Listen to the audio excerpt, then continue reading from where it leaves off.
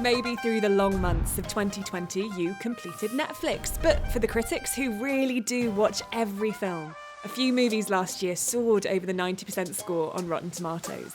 One on this list even made it to 100%. So, here are the 9 best Netflix-made films from 2020. Apparently. First up is The Trial of the Chicago 7, which is set over half a century ago but places the audience on the front line of a culture war that still rages today. In 1968, a group of men were placed on trial by the US government. Their crime? Protesting against the Vietnam War. Are they about to conquer Spain? Their trial, which was overseen by a capricious judge, sparked conversations around freedom of speech, polarization, and race. Empire's review of The Trial of the Chicago 7 sums it up as a fiery condemnation of the police state and government overreach that is both timely and timeless.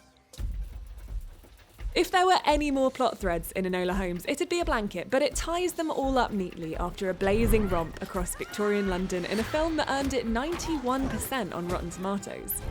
Millie Bobby Brown plays Enola. And Enola's spelled backwards. Reads, well, alone. Sherlock Holmes' rebellious and brilliant younger sister, Enola, who must solve the disappearance of her mother while evading her other bothersome brother's attempts to lock her up in a stuffy boarding school. I am not the villain here. Critics praised the film for breathing fresh air into Baker Street with a gloriously vibrant performance from Millie Bobby Brown. This one!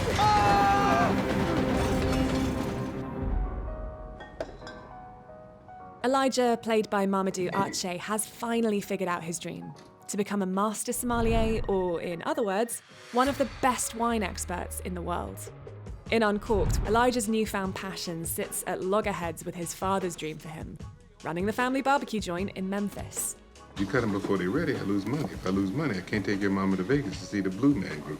You want to be the one to tell her she can't go see those 3 fools beat a pipe? I sure don't. Dad, you've been teaching me to cook since I was 2. I know when it's done. Y'all better not be back here arguing. Elijah ain't cutting the meat right. He don't want you to go to Vegas. That's not true. Better not be. The result is a comedy drama of opposing views that's a fresh, heartfelt watch for a Sunday afternoon. The Willoughbys won its 91% Rotten Tomatoes score for being, quote, unapologetically bonkers. It's a whimsical tale of 4 children who are born to parents who hate kids. They are creepy. Hi, Mommy. What are they doing here? So the Willoughby siblings concoct a plan out of their unloved home life. They're going to murder their parents and find better homes as orphans. It's dark, for sure, in the same vein as Home Alone or A Series of Unfortunate Events. But like a good Roald Dahl tale, there's a poignant takeaway in there about the true value of family. The White Tiger technically came out in January 2021, but what is time anymore?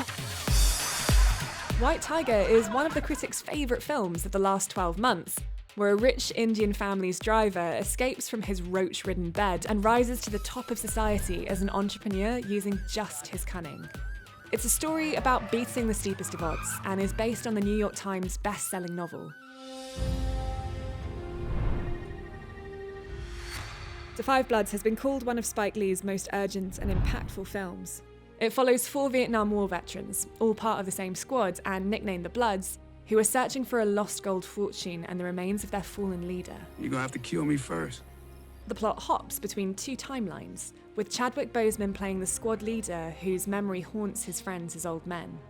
The Guardian review describes Da 5 Bloods as a blast of satire and emotional agony about race and the American empire, the evergreen wound of Vietnam, African American sacrifices on the field of battle, and the fact that black deaths matter.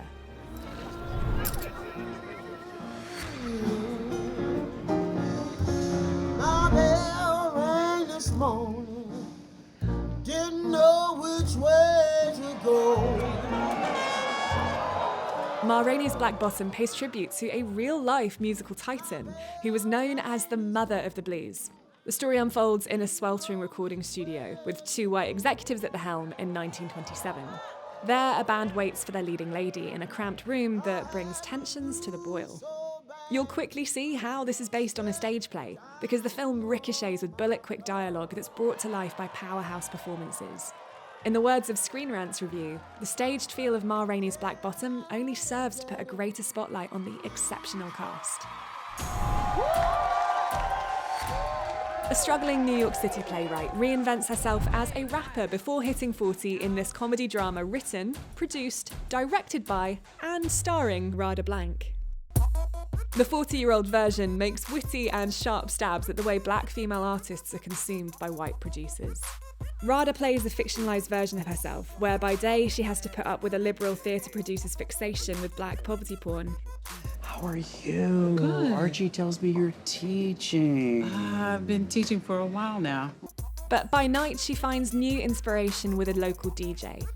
Shot entirely in grainy black and white 35mm film, it's been called a soaring debut. Attacks from all the courtyard crack use to current use is low, but I want my shit produce, so no happy blacks in the plot lines, please. You've not watched a haunted house story like His House. This debut feature from writer-director Remi Weekes is a story of Britain's checkered relationship with immigration, told through the lens of a haunting. A Sudanese couple are seeking asylum in the UK to escape violence, but arrive on UK shores grieving the loss of their daughter during the sea crossing. They're granted a grimy house by the British authorities, but once they move in, they realise they're not alone. Described as a nifty nerve jangler by one critic, this is a film you'll want to peek behind your hands at. That's a roundup of 9 Netflix-made films on Rotten Tomatoes that garnered the highest scores. For more on those films and everything behind the scenes on your favourite Netflix shows, stick around on this channel.